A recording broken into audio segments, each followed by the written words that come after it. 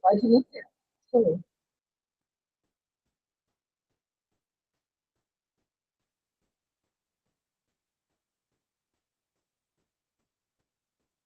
Olá, boa noite, né? Boa tarde ou bom dia, né? Dependendo do horário assíncrono que você estiver assistindo aí a nossa aula. Mas como o tempo passa rápido, já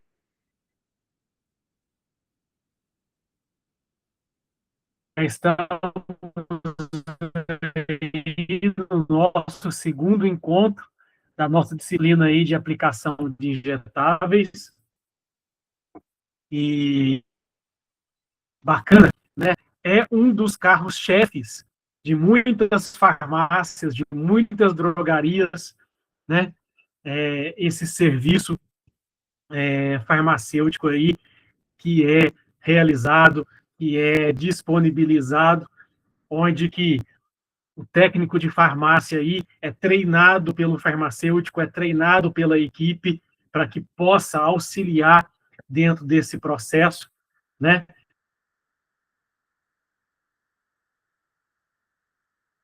Sobre a responsabilidade aí do profissional de curso superior, mas sem dúvida nenhuma, seja o farmacêutico nível superior, seja o técnico em farmácia que está ali trabalhando junto a esta equipe, se tem a capacitação, se tem o treinamento, se tem aí, né, a, a atribuição, né, a competência, vamos dizer assim, todo dia que você for trabalhar aí na farmácia, na drogaria, se ela tem lá, né, no rol serviço de injetáveis, com certeza vai ser feito no mínimo um por dia dentro do seu horário de trabalho.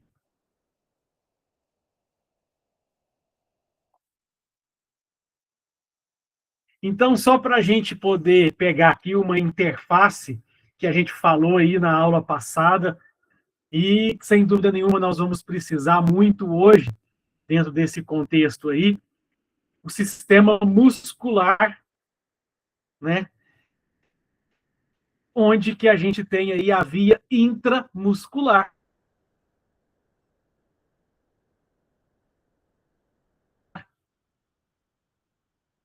Tá?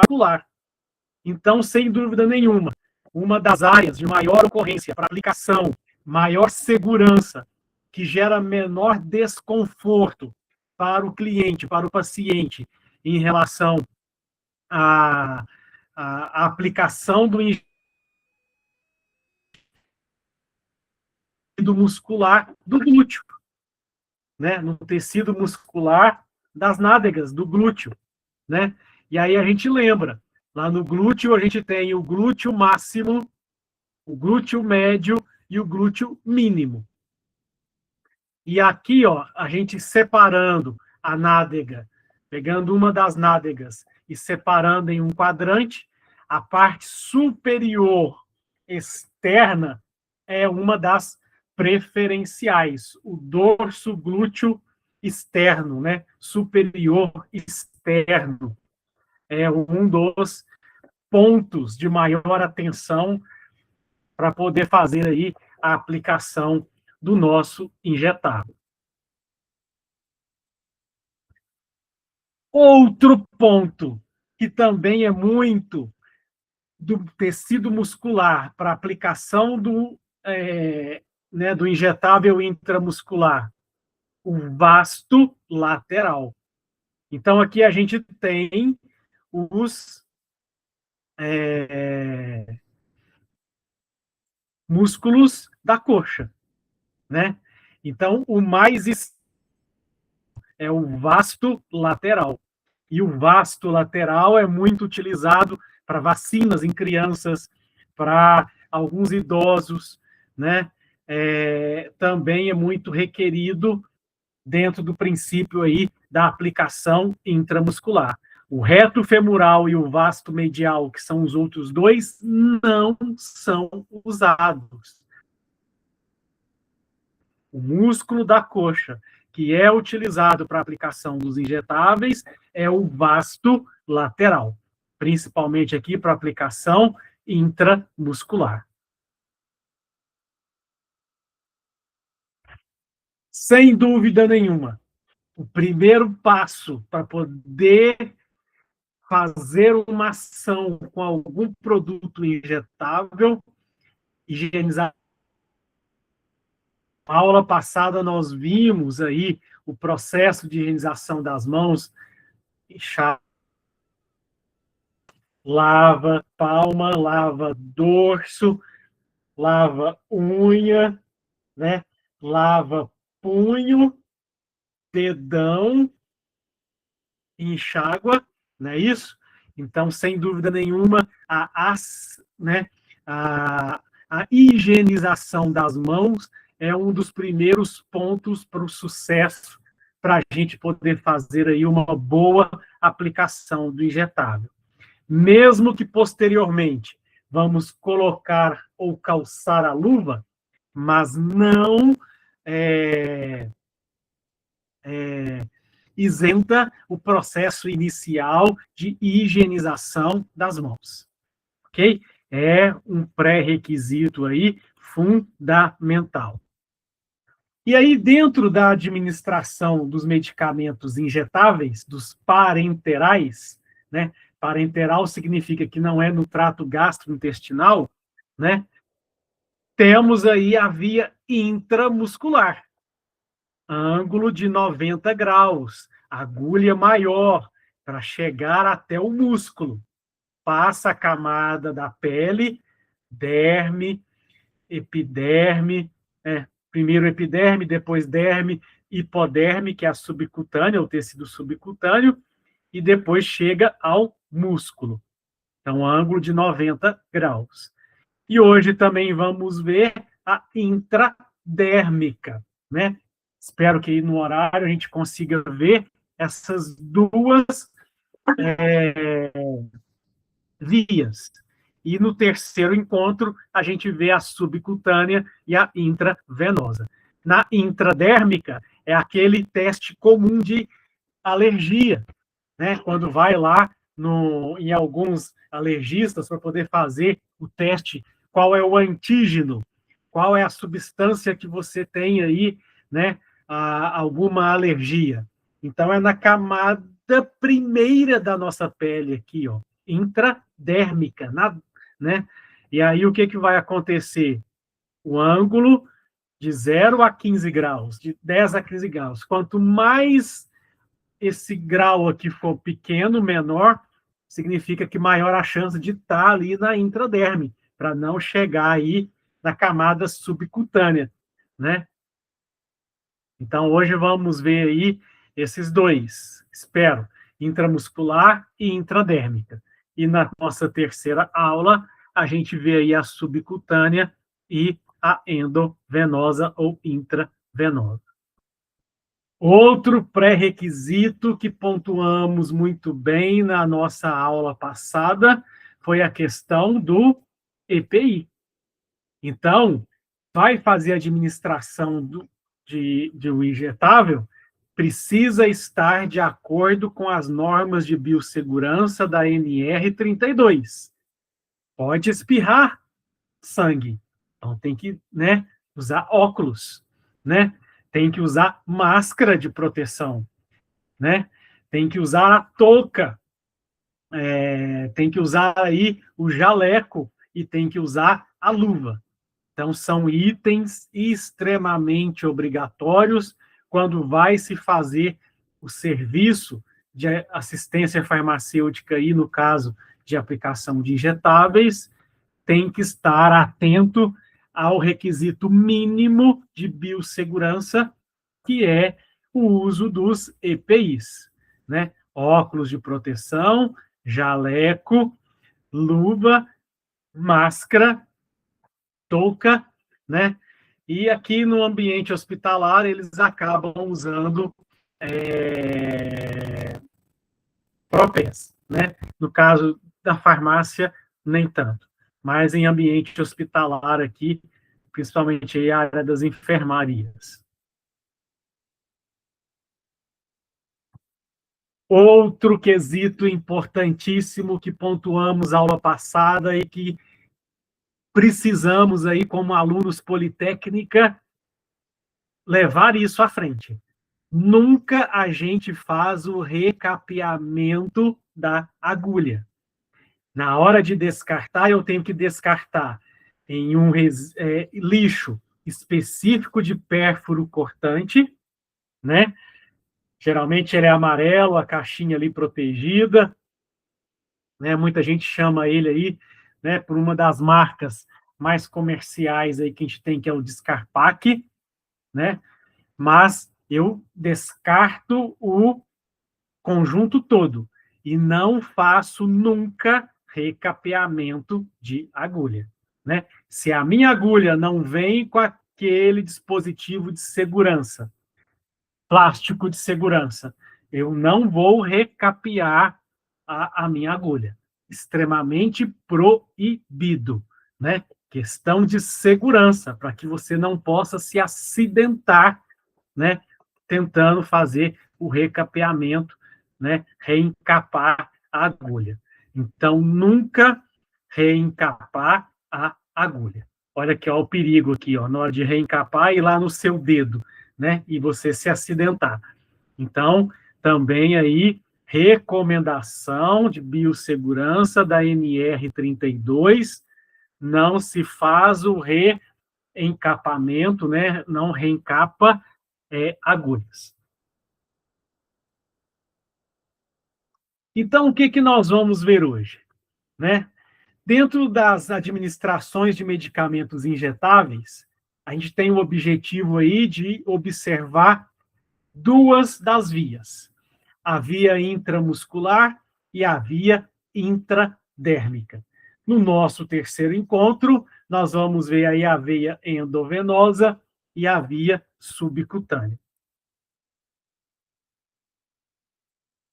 Então, ao final da nossa aula, ao final de você assistir o nosso vídeo, de você ler a sua trilha, né, a sua apostila, se você voltar aqui nesse slide, competências e habilidades, e você conseguir responder ok a essas duas diretrizes, significa que você está em acordo com a proposta para esse módulo, para essa nossa aula 2 desse nosso módulo, podendo ir para frente, né, para caminhar aí para a próxima fase.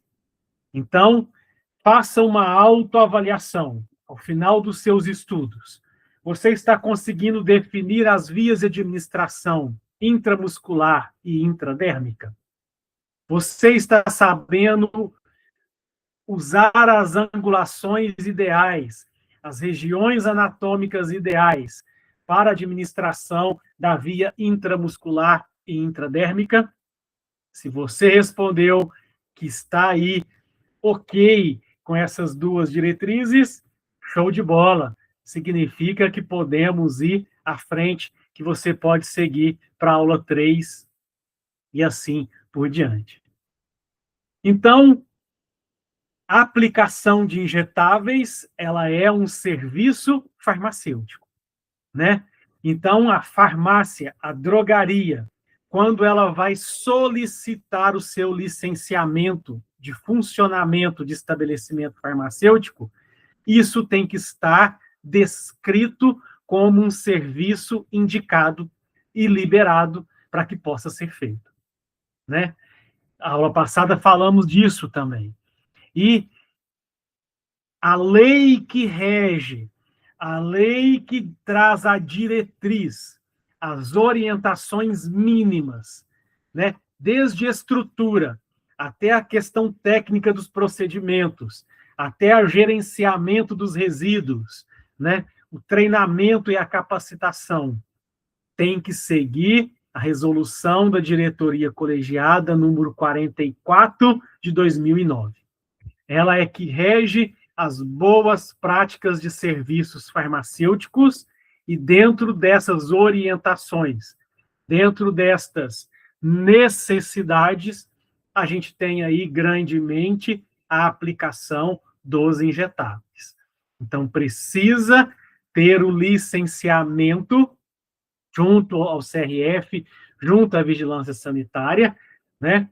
Precisa ter aí também todas as diretrizes mínimas recomendações, né, e orientações obrigatórias da RDC 44/2009.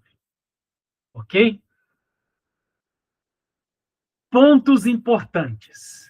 Se eu tomo um comprimido, ele vai chegar no meu estômago, ele vai precisar ser liberado, precisar ser absorvido, isso vai demorar 30, 45 minutos. Agora, fiz a aplicação de um injetável endovenoso, está 100% biodisponível já dentro, né, da circulação sanguínea. Não tem a etapa da absorção. Mesmo intramuscular, se não fizer, né, a formação do cristal para liberar lentamente, é cheio de vasos sanguíneos, então também vai ser absorvido mais rapidamente. Então, os medicamentos injetáveis, por natureza, são rapidamente mais absorvidos. E o endovenoso, em especial, está 100% biodisponível. Só que, em contrapartida, da mesma forma que ele está mais rapidamente biodisponível para ele poder fazer o seu efeito terapêutico, ele também tem maior rapidez nos efeitos adversos. Tem maior criticidade, né, com as reações adversas intensas. Então, ele tem realmente um maior risco. E isso, dentro do seu processo de serviço farmacêutico, precisa estar muito bem delineado, né?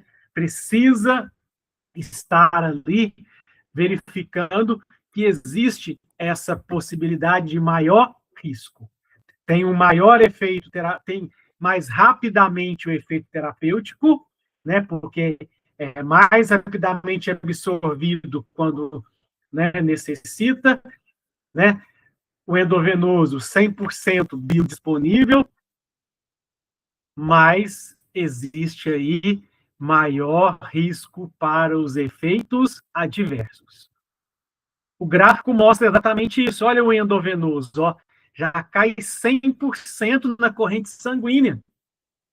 Então, eu já começo o meu efeito mais rapidamente, né? O intravenoso, ó, perdão, o intramuscular, que é o verdinho, tem um tempinho até ser absorvido, porque o músculo ali, né, os vasos sanguíneos do músculo vão absorver, mas é rapidamente. Olha aqui a via oral, o tanto que demora, olha a absorção dela, olha a curva muito mais lenta, o pico dela, né? Então, a intramuscular aqui, ó, também extremamente rápido, né? A endovenosa 100% biodisponível, já de cara. Então, de acordo com a RDC 44, né, de 2009, se a minha drogaria, se a minha farmácia faz o serviço de aplicação de injetáveis, uma das obrigatoriedades é que tem que ter a sala específica desse serviço. Então, ela tem ali a sala para poder manter a privacidade, para poder manter ali o sigilo, para poder manter ali a assistência, né? Não constranger a pessoa, a sala de aplicação dos injetáveis. Então, pré-requisito. Outra questão, o responsável técnico, que é o farmacêutico, que é responsável pelo serviço.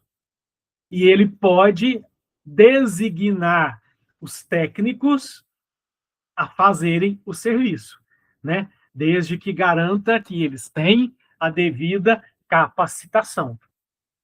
Então, o responsável técnico pelo serviço de injetáveis é o farmacêutico, né? Naquele determinado estabelecimento. Dentro da área da sala de aplicações de injetáveis, do serviço farmacêutico de injetáveis, tem algumas condições mínimas. Então, eu tenho que ter uma bancada para eu fazer o manuseio e o preparo do medicamento, das seringas, né? Eu tenho que ter a pia com água para lavagem de mãos, então tenho que ter o sabonete líquido, tenho que ter o álcool gel para poder, né, higienizar as mãos através aí da lavagem de mãos, como a gente viu, e eu faço ali o final, a antisepsia com o álcool 70. Tenho que ter aqui o recipiente específico para receber o pérfuro cortante, receber a agulha e a seringa, né? Tem que ser específico para essa finalidade. Lixeira também de lixo comum, porque eu tenho ali o plástico e o papel, né? Também ali para poder ser descartado dentro desse princípio, desse contexto. Então, ó, tenho que ter aí uma marinha extremamente organizada, luvas, seringas e agulhas, né? Em quantidade suficiente.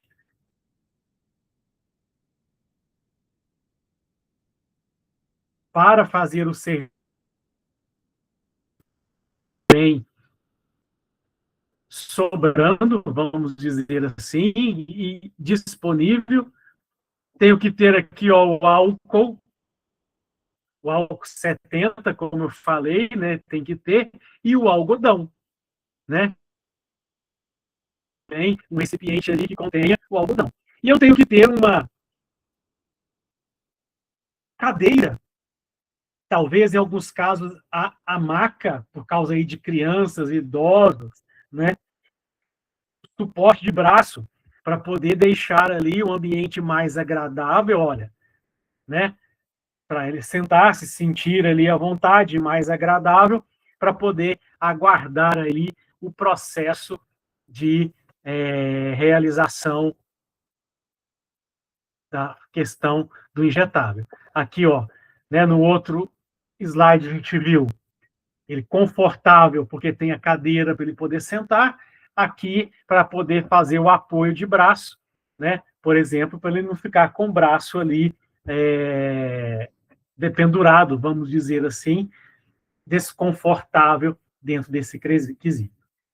Outro ponto fundamental, que todas as atividades, todas as instruções de trabalho precisam estar claramente descritas e o pessoal treinado, né? E o serviço farmacêutico também registrado, tudo baseado num POP, no procedimento operacional padrão. Ou seja, os POPs devem conter minimamente as instruções sobre a limpeza do ambiente, o uso e asepsia dos aparelhos e acessórios, o uso e descarte dos materiais pérfuro-cortantes, a antisepsia aplicada ao profissional e ao usuário.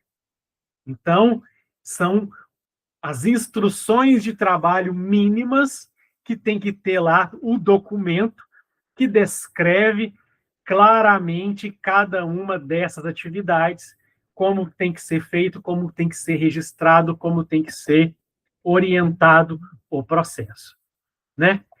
Existem aí algumas instruções que possam ser visuais, mas não significa que elas eliminam a necessidade do POP. Não, o POP tem que estar lá, tem que estar disponível, né? E algumas instruções podem vir na forma aí de instruções à vista, né? Que podem ficar ali,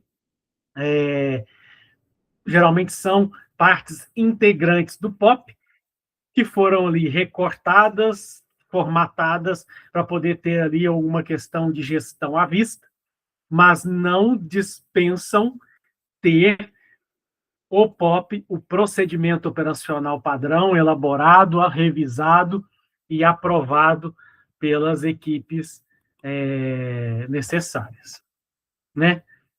Sem dúvida nenhuma, olha o quanto é importante, que é a terceira vez que volta o assunto, né? Primeiro passo, sempre higienização das mãos, né? Então, sabão, água, lavou, lavou unha, lavou dedão, né? Lavou punho, enxagou. Então, ó, utilizar papel descartável. Preferencialmente aqui, papel toalha descartável, né? Porque a toalha de pano, principalmente se muitas pessoas vão lá e secam a mão, passa a virar um excelente meio de cultura, um ponto de contaminação. Então, realmente, o recomendado é que seja aí um papel toalha descartável, que você tira ali uma, duas folhas, seque a sua mão, descarta o papel e não vai ter chance de propagar uma possível contaminação. Reforçando, ó, posso ter a pinça, principalmente para poder ajudar a retirar a agulha, para poder fazer a troca, a agulha de aspiração com a agulha de aplicação, que não é a mesma. Tenho que ter a luva, mesmo colocando a luva. Não significa que dispensa o ato de lavar as mãos. Sempre precisa lavar as mãos para poder diminuir a probabilidade de contaminação microbiológica. Ok? Então, mesmo que vá fazer a lavagem das mãos, a higienização e antisepsia das mãos, logo na sequência vai fazer o calçamento aí com a luva. E o descarte, lembrando, não existe o reencapamento da agulha, eu descarto todo o conjunto, se a agulha não vem com aquele dispositivo de segurança, muitas hoje já vêm, né, a grande maioria hoje já vem, mas tem que ter aí o resíduo, né, específico para receber esse pérfuro cortante, seringa e agulha. E manter sempre o local organizado, sempre o local limpo, sempre o local aí com condição que você consiga manusear todos os, né, materiais que você precisa. Então, aqui a gente tem, ó, um frasco ampola, uma ampola, álcool 70 aqui, ó, para poder borrifar, algodão, né, uma pinça que auxilia aí no processo, principalmente para poder fazer a abertura do frasco ampola, né, e a escolha ideal de acordo com o produto, de acordo com a viscosidade do produto, se é aquoso, se é oleoso, né, se é suspensão, qual é o melhor tipo de seringa, qual o melhor tipo de agulha. Lembrando que em farmácias e drogarias, a grande maioria é a de 25, né, de 7 e de 8 milímetros.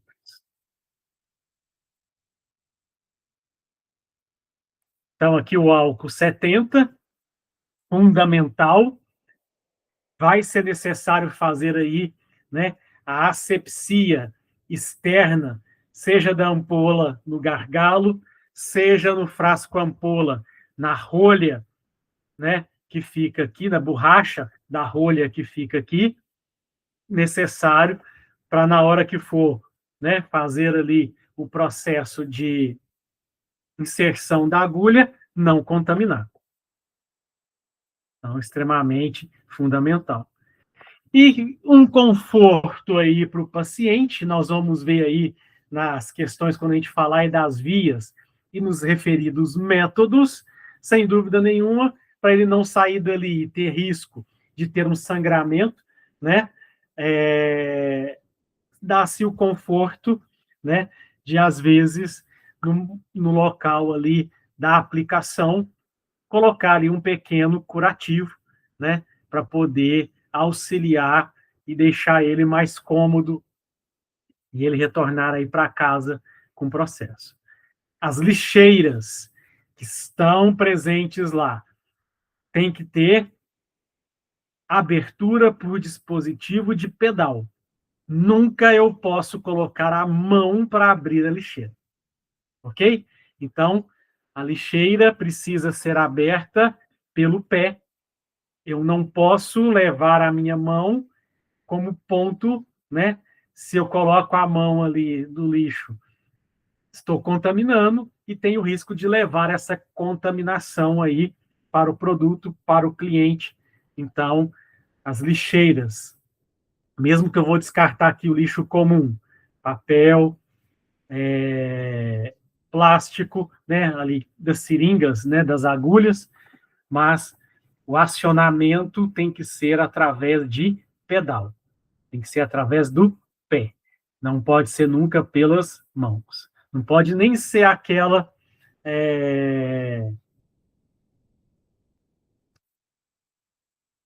você coloca a mão ali, tem estilo uma bola, né, uma bolha, né, não pode, tem que ser acionamento por pedal.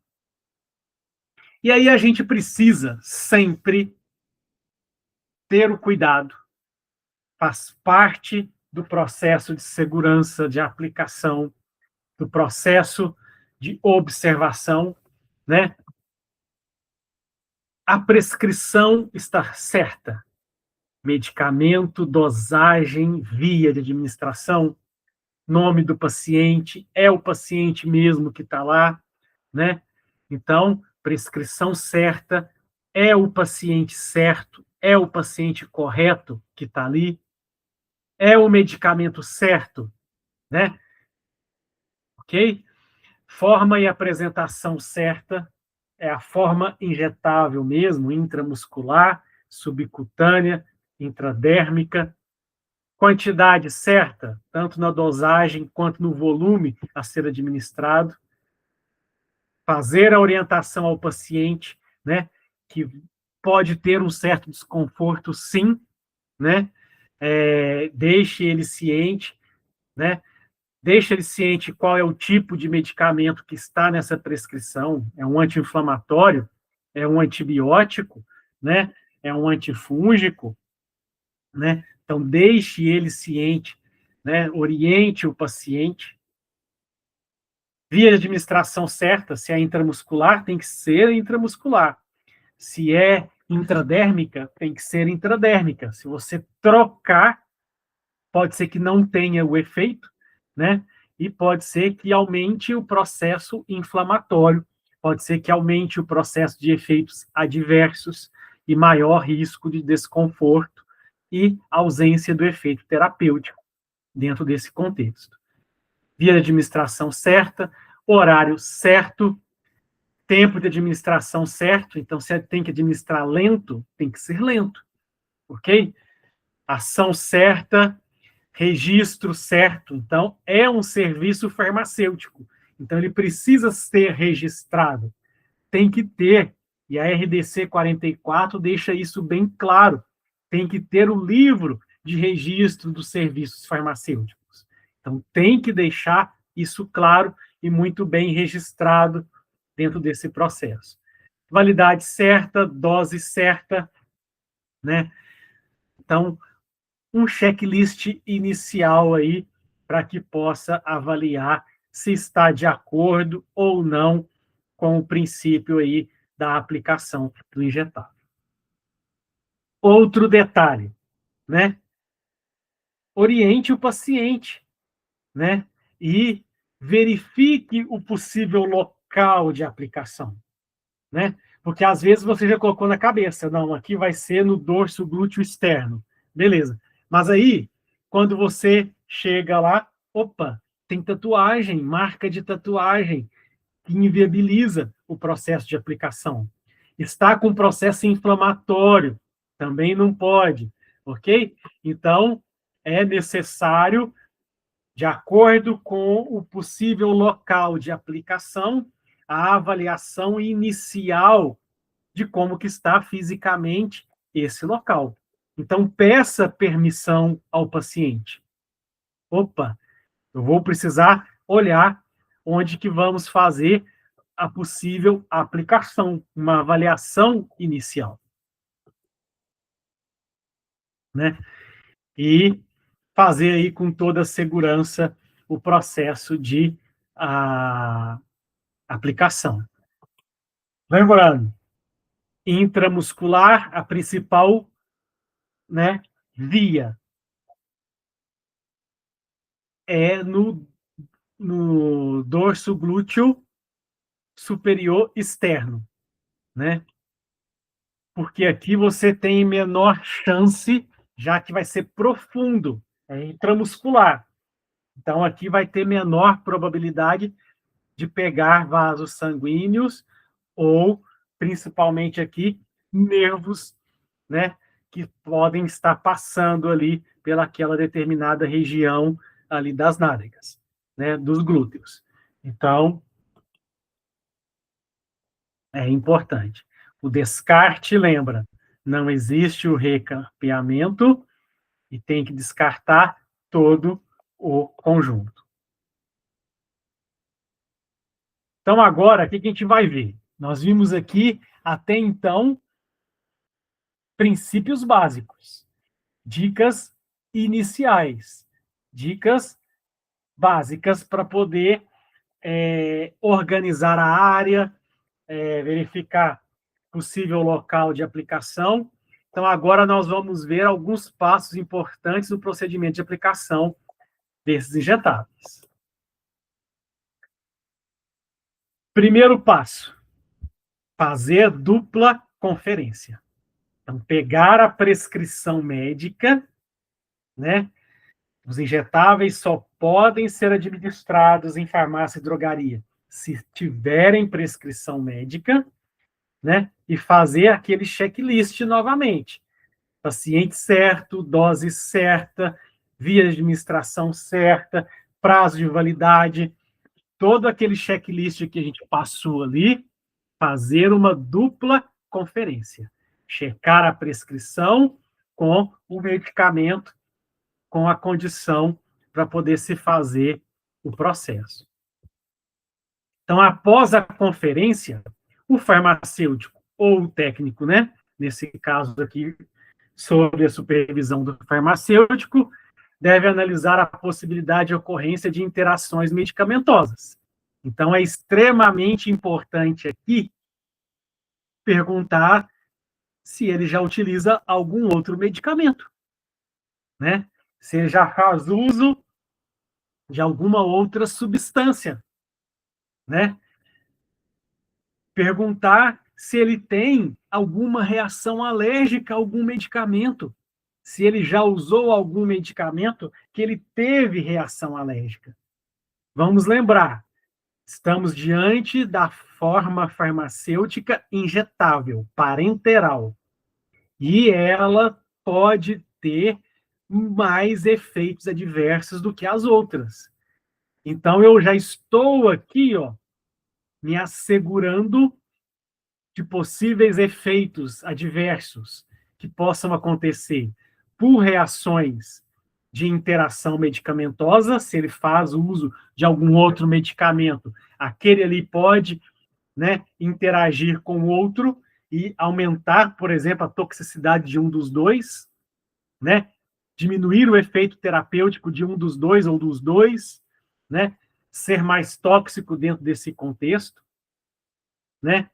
E se ele já tem alergia, opa, então cuidado, não pode ser esse. Eu tenho alergia à penicilina, não aplica na farmácia, orienta ele. Opa, tá aqui a prescrição, mas você já disse que quando tomou da outra vez teve reação alérgica, então eu te aconselho a tomar no ambiente hospitalar, porque se tiver uma reação aguda alérgica, no ambiente hospitalar, eles conseguem socorrer ali do possível choque anafilático. Na farmácia e na drogaria, não consegue. Então, essa pergunta é extremamente importante. Se ele já tem algum tipo de alergia, ou já sofreu algum tipo de alergia ao utilizar algum medicamento, né, para que possa aí ter as melhores ações. Além disso, nessa conversa inicial, é necessário certificar alguns aspectos do paciente, aspectos físicos mesmo, né? Está em jejum? Pergunta. Qual foi o último horário que você se alimentou? Né? Opa, se é um jejum ali intermitente, não aplica, porque pode passar mal. ok? Chegou com sintomas de embriaguez, o hálito etílico, né?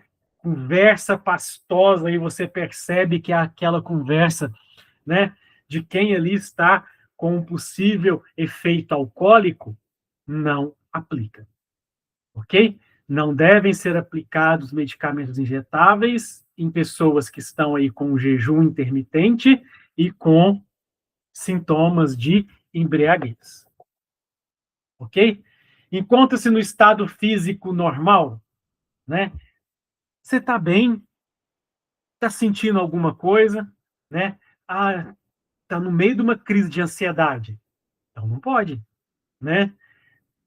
Priorize aí o estado físico normal, ok? Para que possa impedir efeitos adversos, efeitos aí indesejáveis. Tem hipertensão, diabetes ou outra doença crônica? Então pergunte. Principalmente se tem hipertensão, é necessário medir a pressão antes de fazer a aplicação.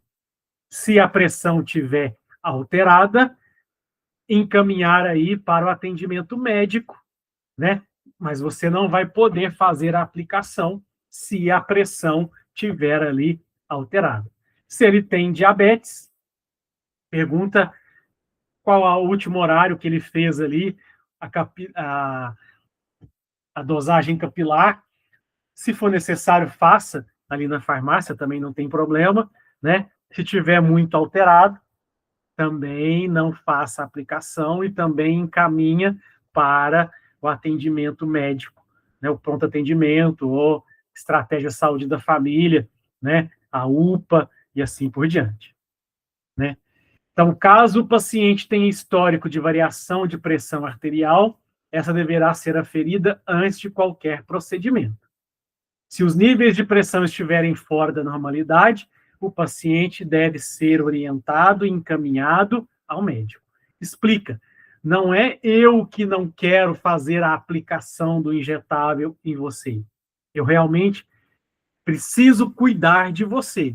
E nesse cuidado, eu preciso que você vá agora ao médico, faça ali o encaminhamento, né, que já chega na UPA, chega no PA, chega, né, no consultório, já com a carta ali do seu encaminhamento, dizendo que passou pela farmácia, pela drogaria, pela assistência, né, do serviço farmacêutico, e notou ali a variação de pressão, variação do diabetes ali, no caso da glicose, e que foi orientado a procurar o médico antes de fazer a aplicação.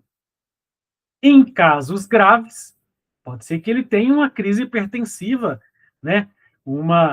Se ele acabou de tomar ali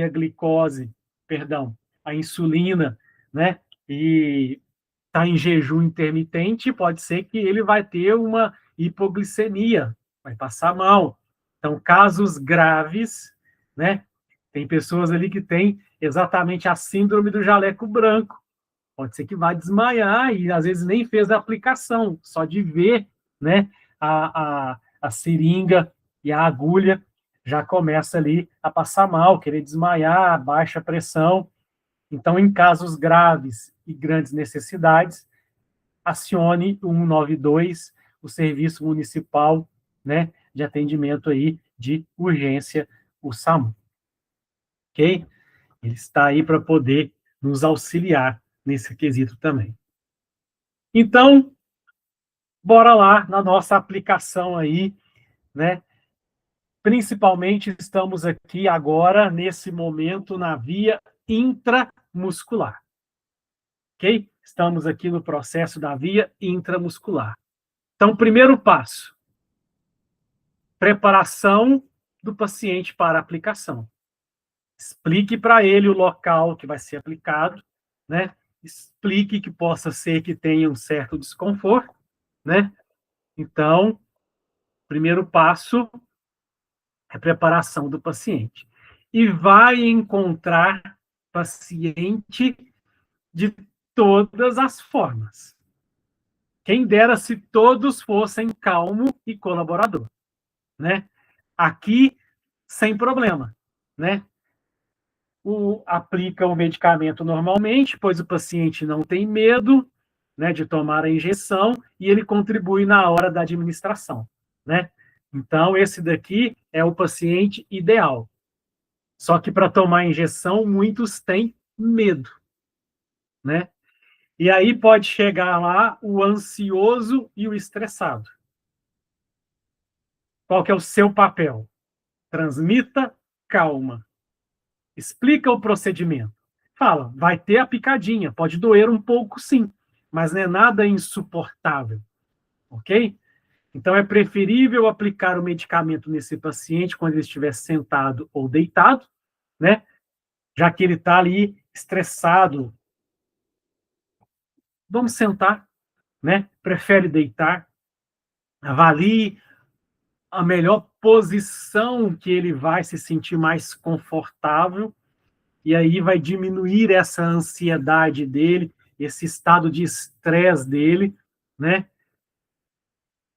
Converse com ele, assuntos interessantes e engraçados, para poder quebrar esse gelo, deixar ele mais calmo, vamos dizer assim, né? E peça para respirar. E solta pela boca. Respira pelo nariz, solta pela boca. A respiração aqui diminui essa ansiedade, né? E aí vai deixar ele mais tranquilo no momento que ele estiver tomando aí a injeção, né? Esse daqui é um dos mais difíceis, né?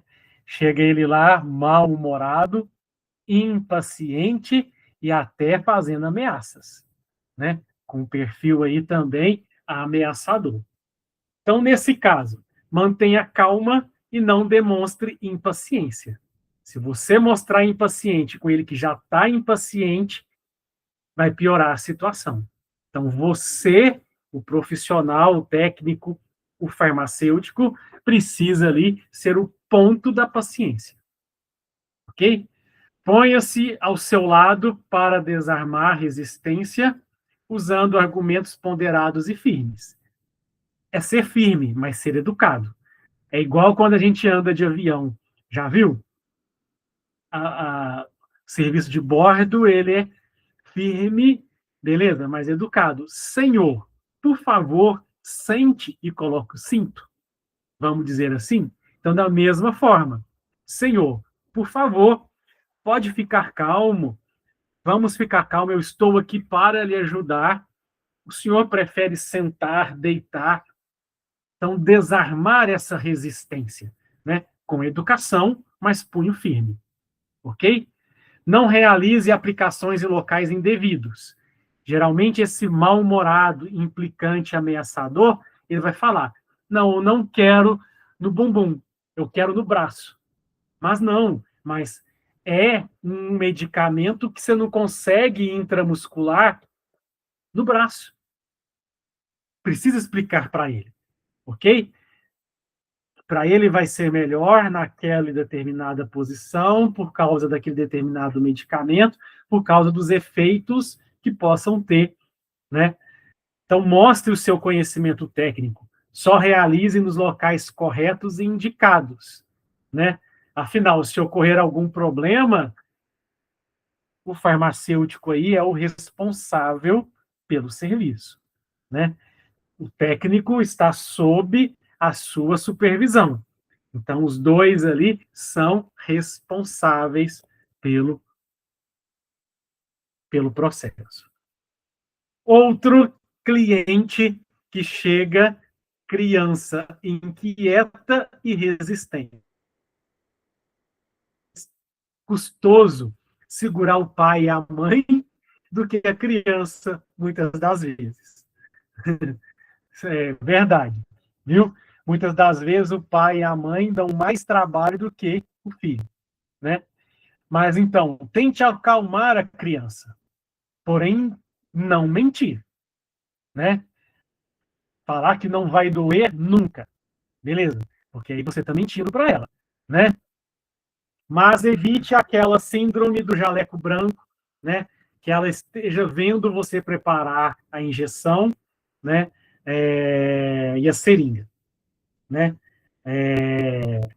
Se necessário, peça ajuda, ou os pais, ou algum outro amigo de trabalho, para segurar a criança, né? Segurar o braço, né? Segurar a perna, às vezes, no momento ali, deixá-la deitado, né?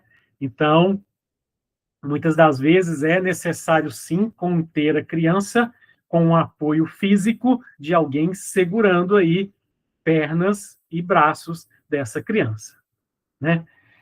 Ao final da aplicação, recompense-a, mas, claro, se o pai permitir, um doce, uma bala, um pirulito, né? Geralmente as farmácias têm isso lá disponíveis aí para criança. E alguns casos tem, inclusive, o certificado, né,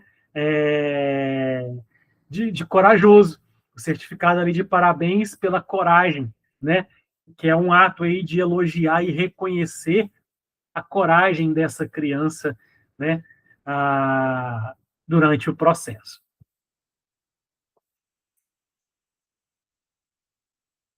Dica útil, principalmente aqui para pais e mães, vamos dizer.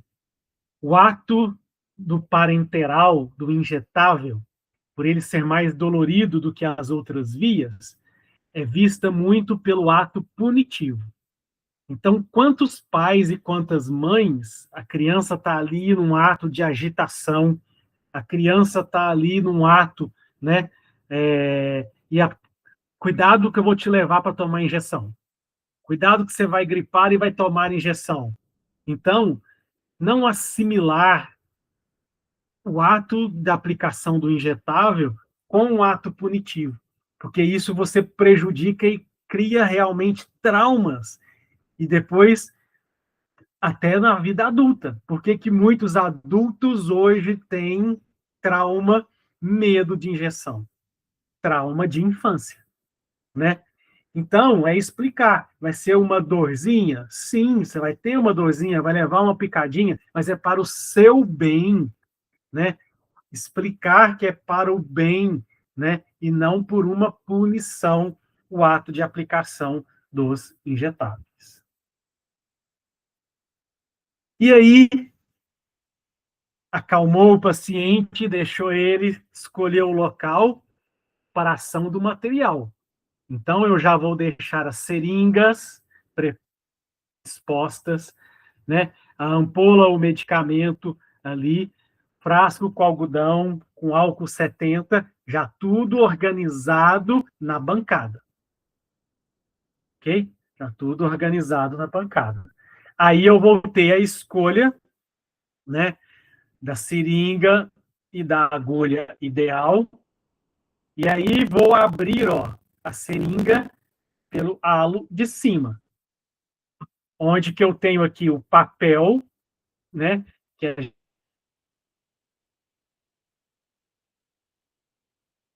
gente costuma chamar ele, né, e o berço, que é a parte de plástico.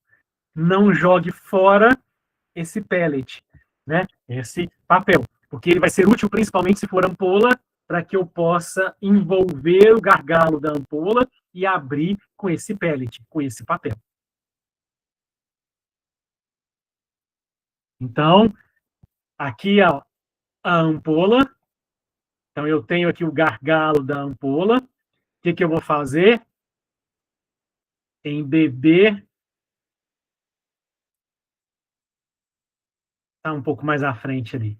Então, eu vou escolher o calibre da agulha adequado à viscosidade do medicamento, se é suspensão, se é oleoso, calibre 8.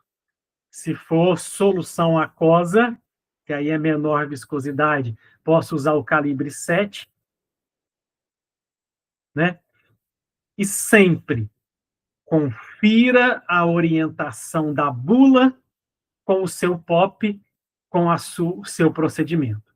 Porque a bula pode trazer informações importantíssimas, tanto do preparo, da diluição desse medicamento, da melhor seringa, da melhor agulha a ser utilizado, né? Então, confira as informações da bula e do medicamento, né? E aí, se tiver alguma divergência entre a prescrição médica, entre a bula, ok? Você pode falar aí com o farmacêutico e o farmacêutico ligar para o médico para poder tirar a dúvida, para confirmar se é aquela posologia mesmo, né?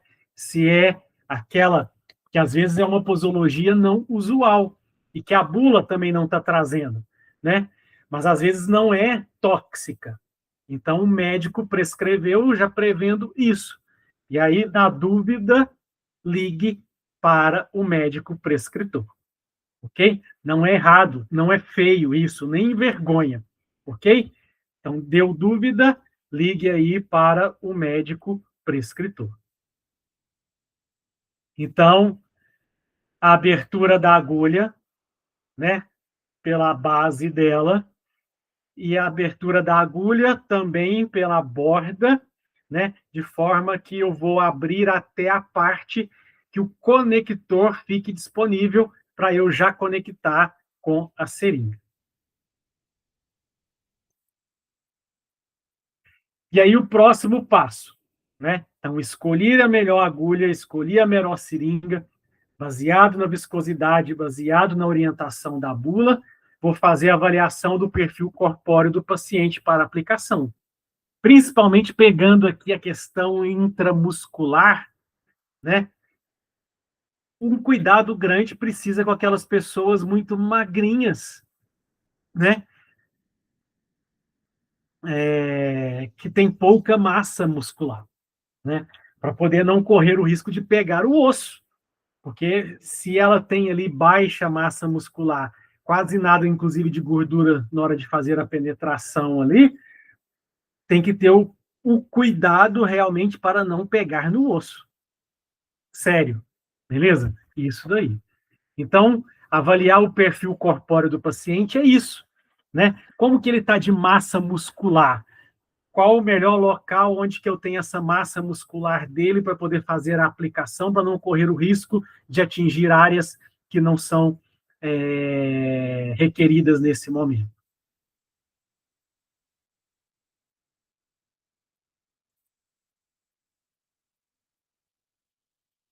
Desencapa, então, a agulha, né? Então, eu fui lá, ó, abri a seringa, como a gente viu, abri a agulha até o conector. Conectei a agulha na seringa, ok? Então, desencapar a agulha. Então, cuidado se for com a, né, dispositivo de segurança está aqui e o conector está aqui. Então, ó, desencapei. Cuidado para não se acidentar com a agulha no ato de desencapar. Ok? Reforçando, sempre antes de começar a trabalhar aqui, né, o ato de lavagem das mãos, e aqui eu reforço, retire anéis e relógio, né? Mesmo realizando a higienização das mãos, o farmacêutico ou técnico deve utilizar luvas descartáveis. Elas ajudam a garantir a segurança do profissional em caso de contato com sangue. Ou seja, não é porque eu lavei as mãos que eu não preciso usar luva. Precisa. De acordo com a NR32, é para sua segurança. Porque se extravasar sangue ali, não vai chegar a ter sangue com o seu tecido. Então, ato de proteção para você que está fazendo a aplicação. Ok? Então, após a higienização das mãos, calçar luvas para a aplicação. Né? É ter a segurança de acordo com a NR32. Após calçar as luvas, realizar a asepsia nas ampolas ou frasco ampola. Então, aqui eu estou com a ampolinha de vidro. O que eu vou fazer? Limpar o gargalo com álcool 70.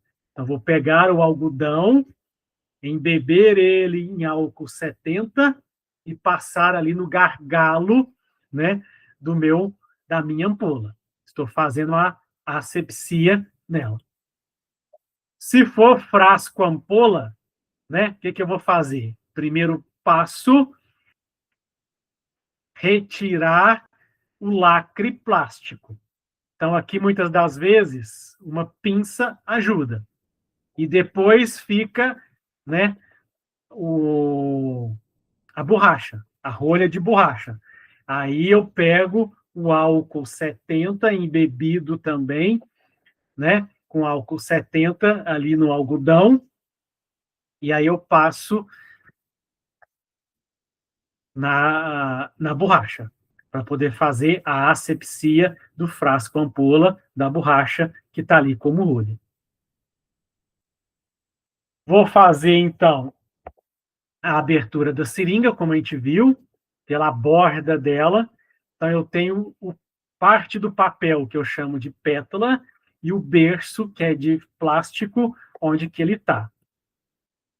Vou abrir também a agulha, da mesma forma, pela borda do conector, até eu ter o conector à vista, que eu já consiga inserir a agulha, perdão, a seringa, né?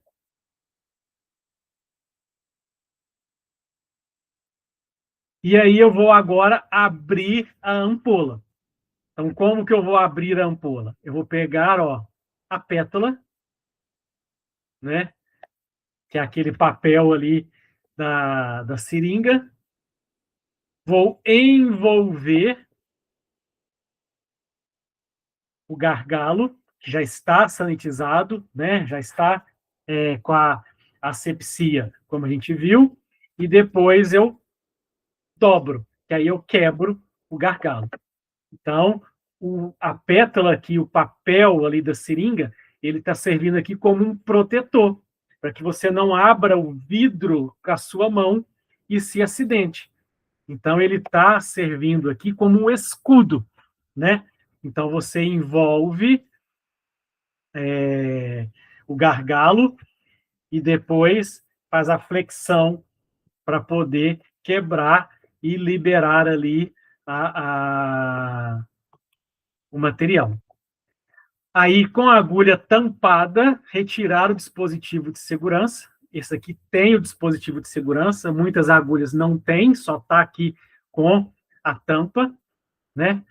E ainda com a tampa tampada, lubrificar a seringa. Então, eu vou puxar o êmbolo da seringa para que eu possa lubrificar, para que ela não esteja travada. É o ato que eu chamo de lubrificar.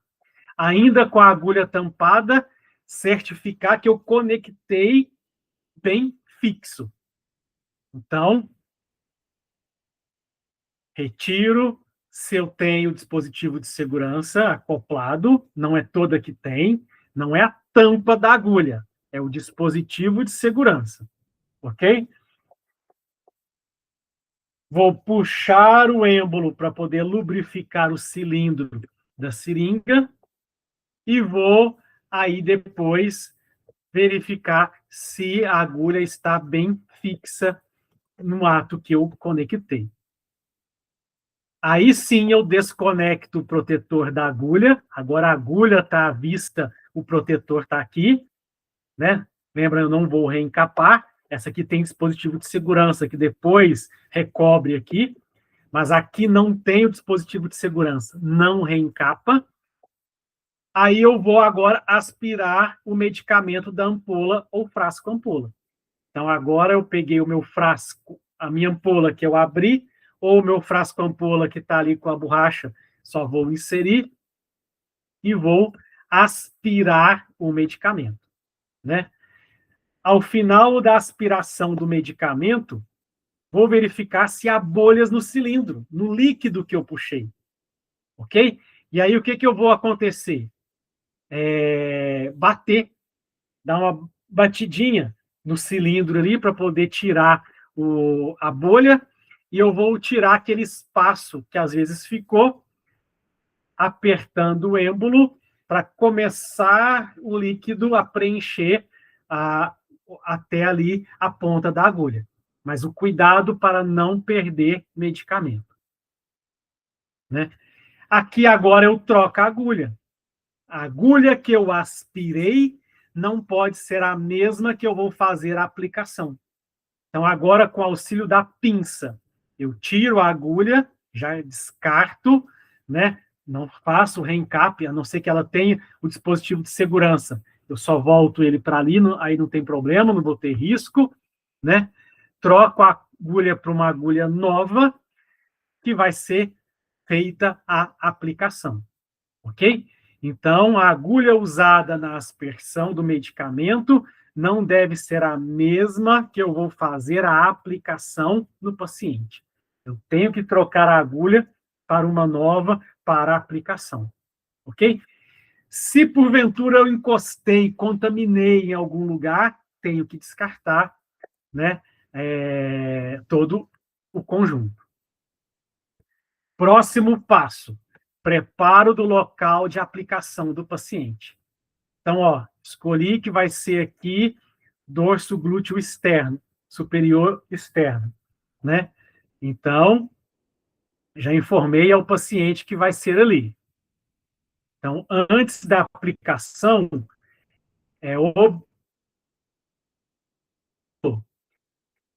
observar visualmente, né? Falar com ele que você vai palpar para ver se não tem nenhum sinal de endurecimento, de marca, nódulo, né? Lipomas, lesões cutâneas, ferimentos, hematomas. Caso seja observada a presença de qualquer um destes sinais, deve-se procurar outra região. Está aí uma região inadequada. E aí, como que a gente vai fazer a aplicação? Para o intramuscular, nós vamos ver aqui 2 passos. A primeira vai ser a técnica em Z e a outra a técnica convencional, que a gente chama. Então, a via intramuscular, como o próprio nome diz, vou aplicar no músculo, né? Pode ser utilizadas calibre 0,7 para soluções aquosas, 0,8 para oleosas ou suspensões, e o tamanho da seringa geralmente é de 25 ou 30 milímetros.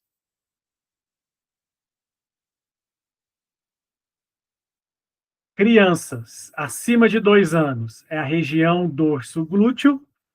Adolescentes e adultos de perfil magro, também a região dorso glúteo. E adulto perfil normal ou acima do peso, dorso glúteo, ventro glúteo, né? E o vasto lateral da coxa. Para crianças menores de 2 anos, a região vasto lateral da coxa pode utilizar, né? Então, crianças menores de 2 anos, a região vasto lateral, algumas vacinas, né, que são aí intramusculares, são muito tomadas pelas crianças na coxinha dela.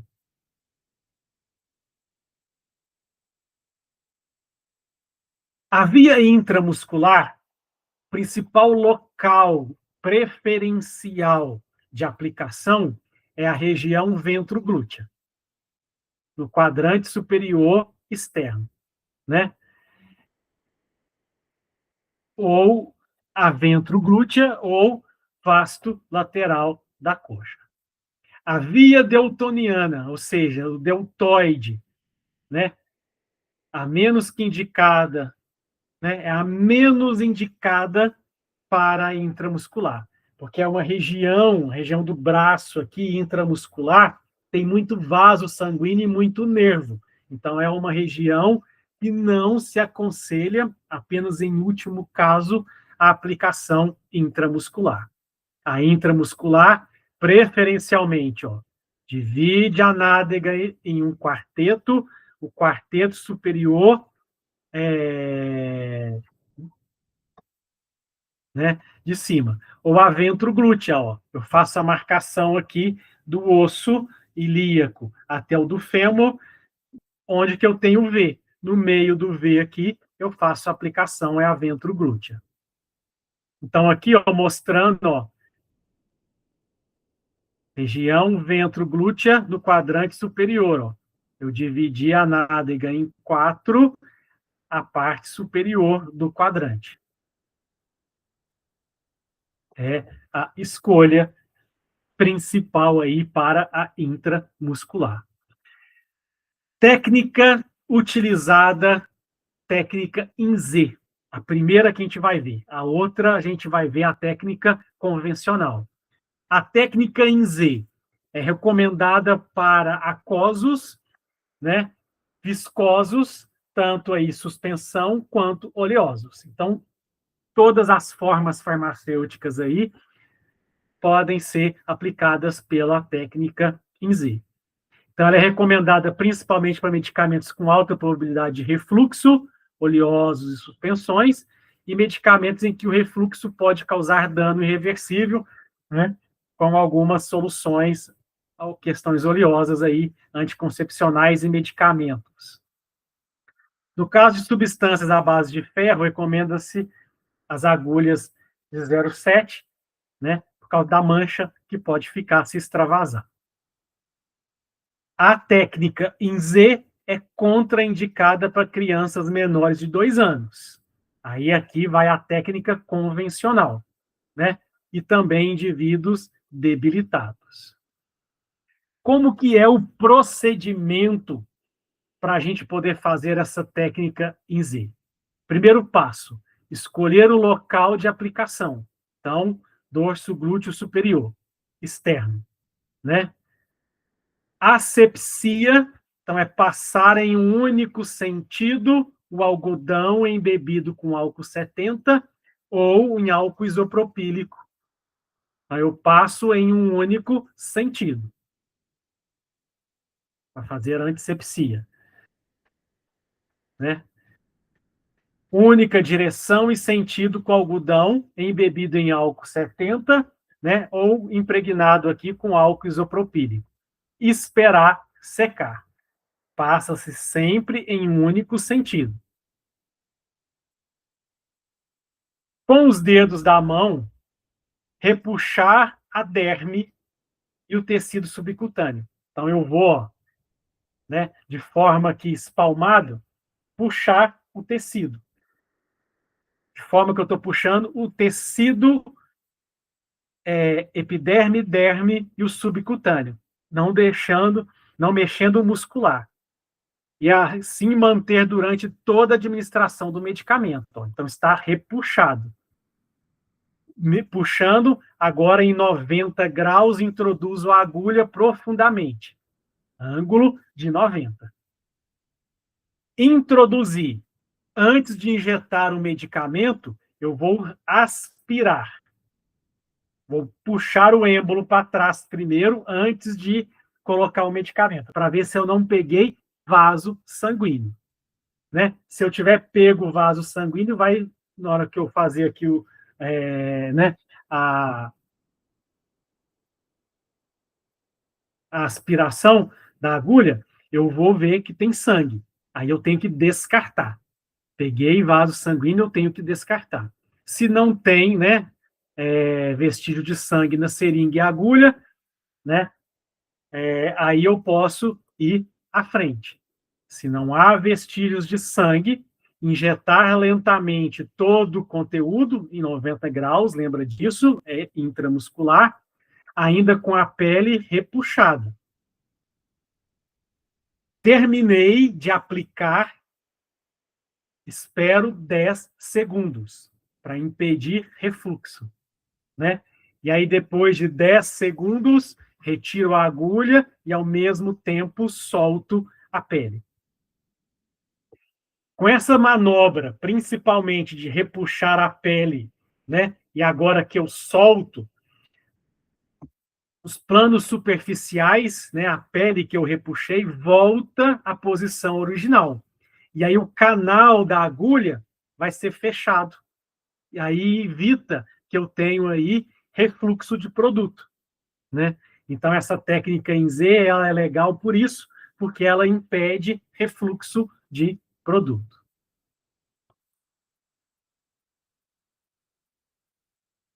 Se a minha seringa tem o dispositivo de segurança, acionei ele, lembra, eu retirei ela agora, acabei de aplicar. Se ela não tem o dispositivo de segurança, não reencapa, fica ali com a agulha. E faço o descarte de todo o conjunto no Descarpac, no lixo específico de pérfuro cortante. Fazer uma local que fez a aplicação, que retirou a agulha, uma leve pressão com algodão seco e, se necessário, para a comodidade aí do paciente, coloca ali um curativo para que ele possa se sentir ali à vontade, sem necessidade de refluxo ou extravasamento pequeno sanguíneo ali. Então, essa que a gente viu foi a técnica em Z. Então, agora a gente vai ver a técnica convencional. Ok? O que vai acontecer? Passos iniciais, idênticos. Escolher o local de aplicação, realizar a antisepsia em uma única direção, com álcool também embebido em álcool 70 ou álcool isopropílico. Só que aqui agora, com o auxílio do polegar e do indicador, eu vou distender. Lá na Z, eu puxo. Aqui agora eu vou distender. Abriram. Onde que eu vou fazer a aplicação? Ó, com o indicador e com o polegar, abrir ali.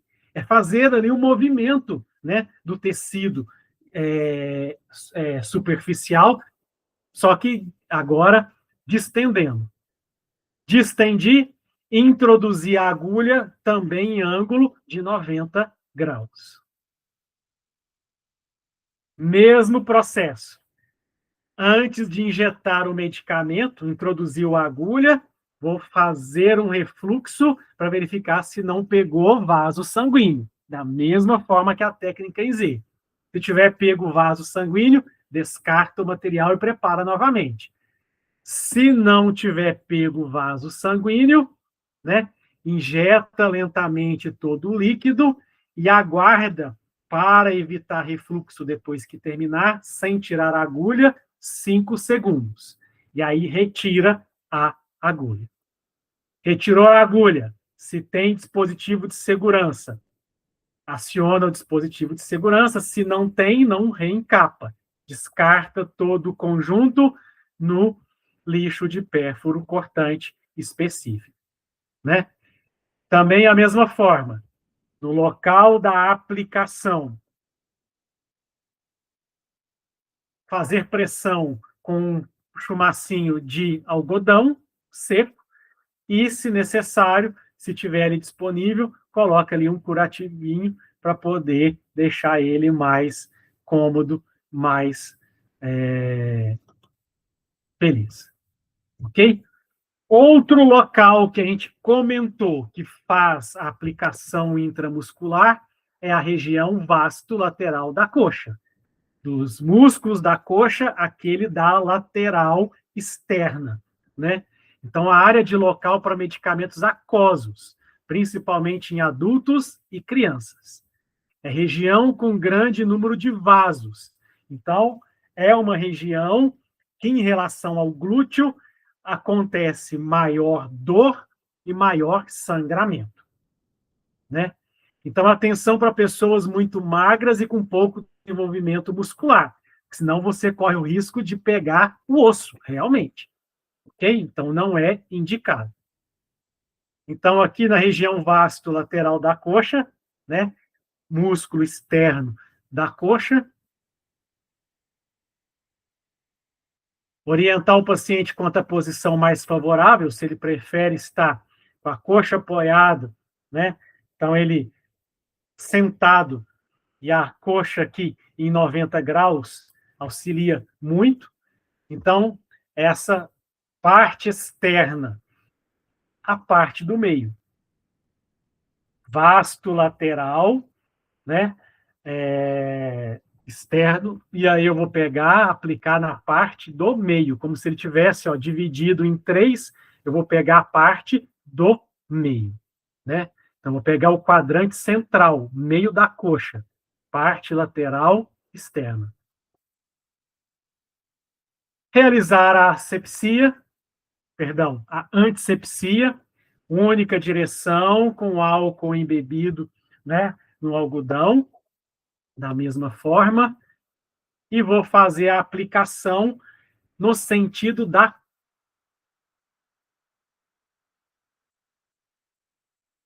introduzir a agulha no sentido do joelho, né? 90 graus, mas em sentido do joelho. Antes de injetar, também aspirar para verificar se não pegou vaso sanguíneo. Também a mesma orientação. Se não há vestígio de sangue, aplica de forma ligeira, lenta, né? E após a aplicação, aguarda 5 segundos para evitar o refluxo e depois retira a agulha, né? Se tiver dispositivo de segurança, arma. Se não tiver, não reencapa. E, da mesma forma, descarta no pérfuro cortante. Também pressiono o algodão seco por algum tempo e depois também coloco o curativinho, se tiver. Ok? Via intradérmica, agora. Ok? Que é aquela na camadinha mais superficial, né? Onde que é aplicado no intradérmico? Parte posterior do braço, então atrás do braço, região escapular, aqui atrás, ó, região escapular, né? Região superior do tórax, né? A região aqui superior do tórax, e no antebraço superior, ventral, na frente, no antebraço. O antebraço aqui é a área mais indicada para fazer aquele teste de vacina, né? Para fazer algumas testes de alergia, né? Por ser de fácil acesso e tudo. Na via intradérmica, agora, a angulação mais rasa possível. Quanto mais perto de 0 graus, melhor, né? Mas o ideal aqui, o pessoal costuma fazer 10 a 15 graus. Eu tenho que ficar, ó, na camada externa da pele. Eu não posso chegar na camada do tecido subcutâneo, que aí já é subcutânea, não é intradérmica, né? Então, ó, a angulação extremamente retinha. E hoje em dia é até a forma intradérmica que faz a aplicação do Botox, né? Quem aí é profissional que trabalha com a área da estética, que vai auxiliar aí como técnico de farmácia esse profissional que faz a aplicação do Botox, a aplicação do Botox é com essa angulação de aproximadamente 15 graus intradérmica, ok? Então, ó, paciente sentado com o braço apoiado, né? Eu tenho fácil acesso ao antebraço. Então, por isso, ele é o órgão local de melhor escolha, de melhor atenção para se fazer aí a aplicação intradérmica. A escolha da seringa. Seringas de calibre pequeno, né? Agulha pequena. Então, são geralmente as seringas e agulhas do tipo de aplicação de insulina e tuberculina, né? São agulhas pequenas e fininhas, é de 3 milímetros aqui. Então, aqui, ó, escolher a área. Então, peguei aqui o meu antebraço, realizar a antisepsia. Só que nesse caso aqui, o meu algodão vai estar embebido com soro fisiológico, ok? Ou lavar com água e sabão. Nesse caso, eu não vou aplicar, não vou fazer a antisepsia com álcool 70, porque aqui, geralmente, eu estou fazendo a aplicação de proteínas, antígenos para teste de alergia, vacinas com base proteica. O álcool, nesse caso aqui, pode desnaturar as proteínas. Então, no intradérmico, não usa o álcool 70 ou o álcool isopropílico. Aqui eu faço a antisepsia, também com algodão em uma única direção, mas ele vai estar embebido com álcool, com soro fisiológico 0,9%. Ou simplesmente manda lavar com bastante água e sabão antes de fazer. E aí, olha, distender a pele né? Então, vai pegar aqui, com a própria agulha, distende um pouquinho, e com baixa angulação, de 0 a 15 graus, né? Introduzir a agulha. Manter sempre o menor ângulo para não atingir o tecido subcutâneo. Antes de injetar o medicamento, da mesma forma que o intramuscular. Realiza a aspiração para ver se não pegou vaso sanguíneo, né? Se tiver pego vaso sanguíneo, descarta. Se não tiver pego vaso sanguíneo, introduz. E aí o que vai acontecer? No intradérmico, é comum, é normal e esperado, precisa, né, ter a formação da pápula, como se fosse uma bolinha do seu medicamento que está ali, na intraderme, ok? E aí, não apertar ou massagear esse local, ok? Isso é esperado, isso é normal para o processo intradérmico ter a formação da pápula. Finalizou, retirou a seringa, descarta todo o conjunto, né, no descarpaque para poder fazer o processo. Show de bola, né, pessoal? Precisamos marcar uma aula prática para a gente poder treinar esses dois processos, o intramuscular e o intradérmico. E eu estou colocando aqui como indicação para vocês, né, 2 vídeos, inclusive foram a base para que eu pudesse preparar essa aula de hoje. Se vocês pegarem, vocês vão ver que é o mesmo material, né? E ele traz aí toda essa indicação, esses cuidados e esse processo que a gente precisa fazer para aplicação intramuscular e intradérmica. Show de bola?